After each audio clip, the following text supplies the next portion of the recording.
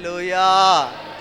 ಆತನು ಸತ್ತು ಹೂಣಲ್ಪಟ್ಟು 3ನೇ ದಿನದಲ್ಲಿ ಎದ್ದು ಬಂದಂಥ ವಾರದ ಮೊದಲನೇ ದಿನ ಭಾನುವಾರವನ್ನು ಸೂಚಿಸ್ತದೆ. ನಾವೀಗ ಧರ್ಮಶಾಸ್ತ್ರಕ್ಕೆ ಅಧೀನರಲ್ಲ, ದೇವರ ಕೃಪೆಗೆ ಅಧೀನರಾಗಿರೋದ್ರಿಂದ, ಯೇಸು ಕ್ರಿಸ್ತನ ಮೂಲಕವಾಗಿ ಕೃಪೆಗೆ ಸತ್ಯಕ್ಕೆ ನಾವು ಅಧೀನರಾಗಿರೋದ್ರಿಂದ ನಾವು ಇವಾಗ ವಾರದ ಮೊದಲನೇ ದಿನದಲ್ಲಿ ಆತನ ಪುನರುತ್ಥಾನ ದಿನದಲ್ಲಿ ಸೇರಿ ಆರಾಧಿಸ್ತೀವಿ. ಅನೇಕರು ಸುಳ್ಳು ಬೋಧನೆಗಳು ಮಾಡ್ತಾರೆ. ಕ್ರೈಸ್ತರು ಏನು ಮಾಡ್ತಿದ್ದಾರೆ ಅಂದರೆ, ಈಗ ಗೌರ್ಮೆಂಟ್ ಎಲ್ಲ ರಜೆ ಆಗಿರೋದ್ರಿಂದ ಅನೇಕ ಜನ ರಜೆ ತೆಗೆದುಕೊಂಡು ಮನೇಲಿರೋದ್ರಿಂದ ಅವರು ಸರ್ವಿಸನ್ನು ಭಾನುವಾರ ಆರಾಧನೆಗಳನ್ನ ಭಾನುವಾರ ಇಟ್ಟುಕೊಂಡಿದ್ದಾರೆ. ಯಾಕಂದರೆ ಅವರು ಸಬ್ಬತ್ ದಿನವನ್ನು ಅಲಕ್ಷ್ಯ ಮಾಡ್ತಿದ್ದಾರೆ. ಬೈಬಲ್ ಪ್ರಕಾರ ಸಬ್ಬತ್ ದಿನ ಅಂದರೆ ಶನಿವಾರ ಅವರು ಪ್ರಾರ್ಥನೆ ಮಾಡಬೇಕು, ಶನಿವಾರ ಆರಾಧನೆ ನಡೆಸಬೇಕು, ಶನಿವಾರ ಸಭೆಯಾಗಿ ಕೂಡಿ ಬರಬೇಕು. ಆದರೆ ಜನಗಳನ್ನು ಒಟ್ಟುಗೂಡಿಸೋಕ್ಕೆ, ಜನಗಳನ್ನ ಏನಂತೆ ಅವರ ಕಾಣಿಕೆಗಳನ್ನ ಕಸ್ಕೊಳ್ಳೋಕ್ಕೆ ಅವರು ಭಾನುವಾರವನ್ನೇ ಆರಾಧನೆ ಪ್ರಾರಂಭ ಮಾಡಿದ್ದಾರೆ ಅಂತೇಳಿ ಅಪವಾದ ಹೊರಿಸ್ತಾರೆ. ಅದು ಶುದ್ಧ ಸುಳ್ಳು. ನಾವು ಧರ್ಮಶಾಸ್ತ್ರಕ್ಕೆ ಅಧೀನರಲ್ಲ, ಕೃಪೆಗೆ ಅಧೀನರಾಗಿದ್ದೀವಿ. ಆದ್ದರಿಂದ ನಾವು ಯೇಸು ಕ್ರಿಸ್ತನನ್ನು ಆರಾಧಿಸುವವರಾಗಿರೋದ್ರಿಂದ ಆತನ ವಾರದ ಮೊದಲನೇ ದಿನದಲ್ಲಿ, ಆತನ ಸಮಾಧಿಯಿಂದ ಜೀವಸಹಿತವಾಗಿ ಎದ್ದು ಬಂದಂಥ ದಿನದಲ್ಲಿ ಕರ್ತನನ್ನು ಆರಾಧಿಸುವವರಾಗಿದ್ದೀವಿ. ವಾರದ ಮೊದಲನೇ ದಿನ ಅಂದರೆ ಅದು ಭಾನುವಾರ ಬರ್ತದೆ. ಆದ್ದರಿಂದ ನಾವು ಭಾನುವಾರ ದೇವರನ್ನ ಆರಾಧಿಸ್ತಿದ್ದೀವಿ.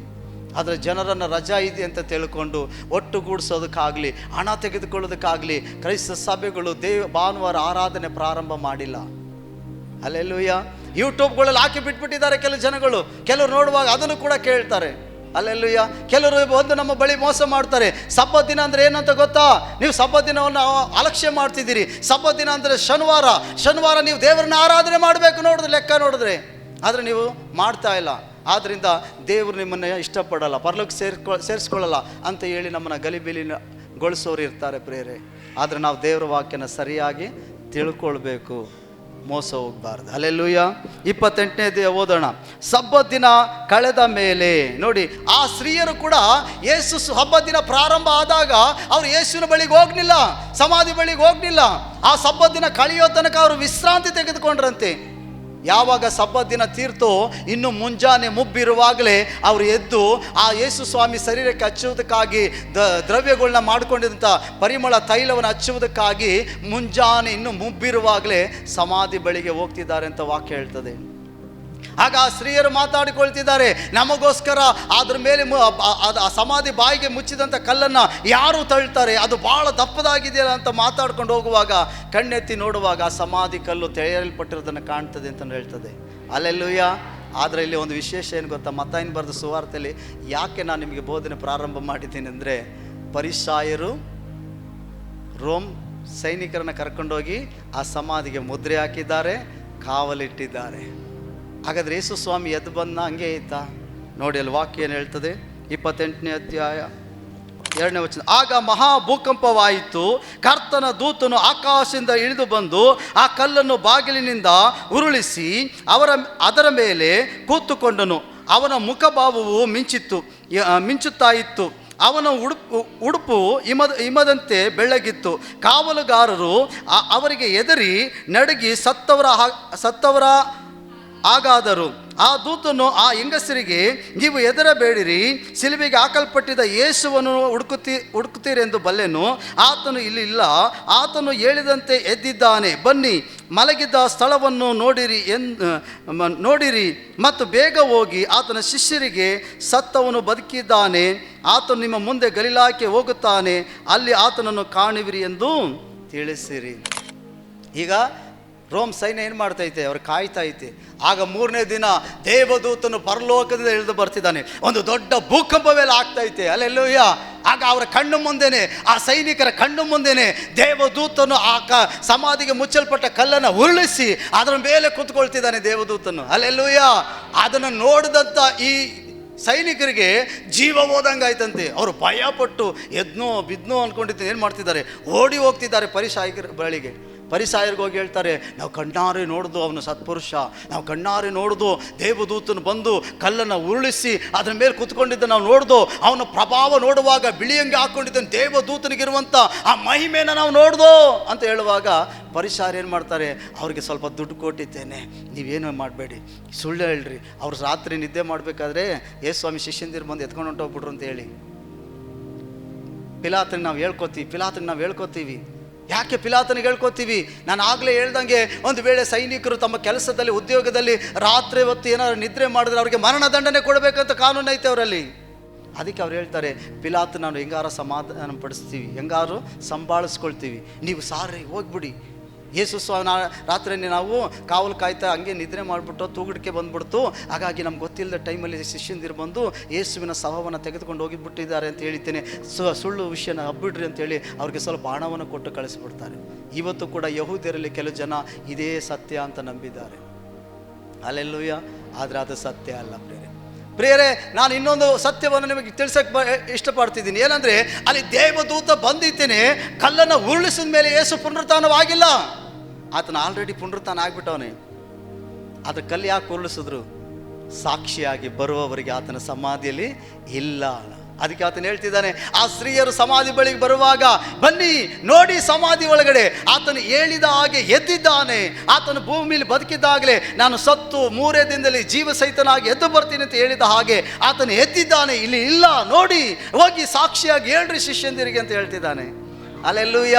ಇದು ಪ್ರಪಂಚಕ್ಕೆ, ಇದು ಜನರಿಗೆ, ಆತನು ವಿರೋಧಿಸುವವರಿಗೆ ಇದು ಏನಂತೆ, ಅವನ ಸಮಾಧಿ ತೆರೆಯಲ್ಪಟ್ಟೈತೆ ಅಂತ ತೋರಿಸ್ಬೇಕಾಯಿತು. ಅದಕ್ಕಾಗಿ ದೇವದೂತನ ಕಲ್ಲನ್ನು ಉರುಳಿಸಿದ. ಅಲ್ಲೆಲ್ಲೂಯ್ಯ. ಒಂದು ವೇಳೆ ಕಲ್ಲನ್ನು ಉರುಳಿಸಿದೆ ಅವನು ಪುನರುತ್ಥಾನ ಆಗೋನೆ ಅಂದರೆ ನಮ್ಗೇನು ಗೊತ್ತಾಗ್ತಿತ್ತು ಒಳಗಡೆ? ಹೌದಲ್ಲ? ಅವನು ಪುನರುತ್ಥಾನ ಆಗೋನೆ ಇಲ್ಲ ಅಂತ ಇಲ್ಲ. ಅದಕ್ಕೆ ಸ್ವಾಮಿ ಇವತ್ತು ಆತನ ಸಮಾಧಿ ಈಗಲೂ ಕೂಡ ಹಾಗೇ ಇದೆ. ನಾವು ಇಸ್ರಾಯೇಲ್ ದೇಶಕ್ಕೆ ಹೋಗುವಾಗ ಅವನ ಸಮಾಧಿ ಕಲ್ಲು ಉರುಳಿಸಲ್ಪಟ್ಟೈತೆ, ಅದು ಖಾಲಿಯಾಗಿರೋದನ್ನು ನಾವು ನೋಡ್ತೇವೆ. ಅಂದರೆ ಯೇಸು ಪುನರುತ್ಥಾನವಾಗಿ ಎದ್ದು ಬಂದಿದ್ದಾನೆ. ನೀವು ಸುವಾರ್ತೆಯಲ್ಲಿ ಓದ್ಕೊಂಡು ಬರಬೇಕಾದ್ರೆ ನೋಡಿ, ಆತನ ಮೈಯಲ್ಲಿ ಕಟ್ಟಿದಂಥ ಬಟ್ಟೆಗಳೆಲ್ಲ ಇತ್ತಂತೆ, ಮತ್ತು ಆತನ ಮುಖಕ್ಕೆ ಒಂದು ಕೈ ಪವಾಡ ಕಟ್ಟಲ್ಪಟ್ಟಿತ್ತು ಅಂತ ಹೇಳ್ತದೆ, ಖರ್ಚಿಪು. ಅದನ್ನು ಮಡಚಿತೇನೆ ಕ್ಲೀನಾಗಿ ಇಟ್ಟಿದ್ದಂತೆ ಸ್ವಾಮಿ. ಅದು ಯಹೂದ್ಯರ ಪದ್ಧತಿ ಪ್ರಕಾರ ಏನು ಗೊತ್ತಾ, ಆ ಥರ ಮಡಚಿ ಇಡುವುದನ್ನು ಏನು ತೋರಿಸ್ತದಂದರೆ, ನಾನು ತಿರುಗಿ ಬೇಗನೆ ಬರ್ತೀನಿ ಅನ್ನೋ ಸೂಚನೆ ಅಂತೆ ಅದು. Hallelujah, hallelujah. ಹಾಗಾಗಿ ದೇವರ ಮಕ್ಕಳೇ, ಯೇಸು ಕ್ರಿಸ್ತನು ಆತನು ಹೇಳಿದಾಗೆ ಎದ್ದಿದ್ದಾನೆ, ಸತ್ತಿಲ್ಲ. ಹಲ್ಲೆಲೂಯಾ. ಹಾಗಾದರೆ ನಾವು ಈ ವಾಕ್ಯ ಭಾಗದಲ್ಲಿ ನಾವು ಏನು ನೋಡ್ತಾ ಇದ್ದೀವಿ ಅಂದರೆ, ಯೇಸು ಸ್ವಾಮಿ ಸತ್ತೋದ, ಆತನಿಗೆ ಸಮಾಧಿಯಲ್ಲಿ ಇಡಲ್ಪಟ್ಟಾಯಿತು, ಸಮಾಧಿ ಕಲ್ಲು ಮುಚ್ಚಲ್ಪಟ್ಟಾಯಿತು. ಹಲ್ಲೆಲೂಯಾ. ಯೋಹಾನ್ ಬರೆದ ಸುವಾರ್ತೆ 11ನೇ ಅಧ್ಯಾಯದಲ್ಲಿ ಯೇಸು ಸ್ವಾಮಿ ಇದು ಪ್ರಿಯ ಸ್ನೇಹಿತನಾದಂಥ ಲಾಜರನೆಂಬ ಭಕ್ತನು ಅಸ್ವಸ್ಥನಾಗಿದ್ದಾನೆ. ಹಾಗಾಗಿ ಆತನಿಗೆ ಇಬ್ಬರು ಅಕ್ಕ ತಂಗಿಯರು, ಮಾರ್ತಳು ಮರಿಯಳು ಎಂಬುದಾಗಿ ಅವರಿಬ್ಬರ ಹೆಸರು. ಈಗ ಯೇಸು ಸ್ವಾಮಿ ಒಂದು ಪಕ್ಕದ ದೂರದ ಹಳ್ಳಿಲಿದ್ದಾನೆ. ಈಗ ಯೇಸು ಸ್ವಾಮಿ ಬಳಿಗೆ ಒಂದು ಸಂದೇಶವನ್ನು ಕಳಿಸ್ತಾಳೆ ಮರಿಯಳು, ಮಾರ್ತಳು. ಸ್ವಾಮಿ, ನಿನ್ನ ಪ್ರಿಯ ಸ್ನೇಹಿತನಾಗಿರೋ ಲಾಜರನು ಅಸ್ವಸ್ಥನಾಗಿದ್ದಾನೆ, ಅಂದರೆ ರೋಗದಲ್ಲಿ ಇದ್ದಾನೆ, ಅವನೀಗ ಕಾಯಿಲೆ ಹೆಚ್ಚಾಗಿದೆ, ಈಗ ಅವನು ಸಾಯುವ ಸ್ಥಿತಿಯಲ್ಲಿದ್ದಾನೆ, ನೀನು ಬಂದು ಅವನಿಗಾಗಿ ಪ್ರಾರ್ಥಿಸಬೇಕು, ಅವನನ್ನು ನೀನು ಮುಟ್ಟಬೇಕು ಎಂಬುದಾಗಿ ಹೇಳಿ ಕಳಿಸ್ತಾರೆ. ಯೇಸು ಸ್ವಾಮಿ ಆ ಸುದ್ದಿನ ಕೇಳ್ತಾರೆ, ಆದರೆ ಬರಲ್ಲ, ತಡ ಮಾಡ್ತಾರೆ. ಹಲ್ಲೆಲೂಯ. ತಡ ಮಾಡ್ತಾರೆ. ಲಾಜರು ಸತ್ತು ಹೋದ. ಈಗ ಲಾಜರನಿಗೆ ಧರ್ಮಶಾಸ್ತ್ರದ ಪ್ರಕಾರ ಸಮಾಧಿ ಕಾರ್ಯಗಳು ನಡೀತು. ಈಗ ತೆಗೆದುಕೊಂಡು ಹೋಗಿ ಆತನ ಸಮಾಧಿಯಲ್ಲಿಟ್ಟು ಅದರ ಬಾಯಿಗೆ ದೊಡ್ಡ ಕಲ್ಲನ್ನು ಮುಚ್ಚಿಬಿಟ್ಟಿದ್ದಾರೆ. ಈಗ ಯೇಸು ಸ್ವಾಮಿ ಶಿಷ್ಯಂದಿರಿಗೆ ಹೇಳ್ತಿದ್ದಾರೆ, ಬರ್ರಿ ಹೋಗೋಣ ನಾವು ಬೇತೇನಕ್ಕೆ, ನಮ್ಮ ಸಹೋದರನಾಗಿರೋ ಲಾಜರನ್ನು ಎಬ್ಬಿಸೋಣ, ಅವನು ನಿದ್ರೆ ಮಾಡ್ತಿದ್ದಾನೆ. ಸ್ವಾಮಿ, ಆರೋಗ್ಯ ಇಲ್ಲ ಅಂತಂದರೆ ಅವನು ಹೆಂಗೆ ನಿದ್ರೆ ಮಾಡೋಕ್ಕೆ ಸಾಧ್ಯ? ಯೇಸು ಸ್ವಾಮಿ ಕೇಳ್ತಾರೆ, ಇಲ್ಲ, ಅವನು ಸತ್ತೋಗ್ಬಿಟ್ಟಿದ್ದಾನೆ. ಅಲ್ಲಿ ಇಲ್ಲದೇ ಇರೋದ್ರಿಂದ ನಿಮ್ಮ ನಿಮಿತ್ತ ನಾನು ದೇವರನ್ನ ಕೊಂಡಾಡ್ತೀನಿ, ಯಾಕೆಂದರೆ ನೀವು ನಂಬುವಂತೆ ಇದು ನಿಮಗಾಗಿ ಸಾಕ್ಷಿಯಾಗೈತೆ ಅಂತ ಹೇಳ್ತಾನೆ. ಹಲ್ಲೆಲೂಯಾ. ಲಾಜರನ್ನ ದೇವರು 4 ದಿನ ಆದಮೇಲೆ ಬಂದು ಬದುಕಿಸ್ತಾನೆ. ಅದಕ್ಕೆ ಗುರುತೇನೆಂದರೆ, ನಾನು ಭೂಮಿ ಮೇಲೆ ಇದ್ದಾಗ ಹೇಳ್ತಿರೋದು ಇದು ಗುರುತಾಗಿದೆ, ನಾನು ಈಗ ಸಮಾಧಿಯಲ್ಲಿ ಸೇರಿ ನಾನು ಕೂಡ ಪುನರುತ್ಥಾನವಾಗಿ ಎದ್ದು ಬರ್ತೀನಿ ಈ ರೀತಿಯಾಗಿ ಎಂಬುದಾಗಿ ಅದನ್ನು ಸಂಕೇತವಾಗಿ ಲಾಜರನ್ನ ಕರ್ತನ ಬದುಕಿಸಿದ ಪ್ರೇರೆ. ಲಾಜರನ್ನು 4 ದಿನ ಆದಮೇಲೆ ಬದುಕಿಸಿದ್ರು. ಹಲ್ಲೆಲೂಯಾ. ಇಲ್ಲಾಂದರೆ ಯಹೂದ್ಯರು ಇನ್ನೊಂದು ಕತೆ ಕಟ್ಬಿಡ್ತಿದ್ರು, ಲಾಜರನೇ ಯೇಸು ಕ್ರಿಸ್ತನಂತ. ಹಲ್ಲೆಲೂಯಾ. ಅದಕ್ಕೋಸ್ಕರ 4 ದಿನ ತಗೊಂಡ್ರು ಯೇಸು ಸ್ವಾಮಿ, ಇಲ್ಲ 3ನೇ ದಿನದಲ್ಲಿ ಎಬ್ಬಿಸ್ಬಿಡ್ತಿದ್ರು. ಹಲ್ಲೆಲೂಯಾ. ಅರ್ಥ ಆಯ್ತಾ? ಅದಕ್ಕಾಗಿ 4 ದಿನದಲ್ಲಿ ಯೇಸು ಸ್ವಾಮಿ ಬೇತೇನಕ್ಕೆ ಬರುವಾಗ ಮಾರ್ತಳಿಗೆ ಹೇಳ್ತಾರೆ ನೋಡಿ, ಅಲ್ಲಿ ವಾಕ್ಯ ಏನು ಹೇಳ್ತದೆ, 25ನೇ ವಚನ.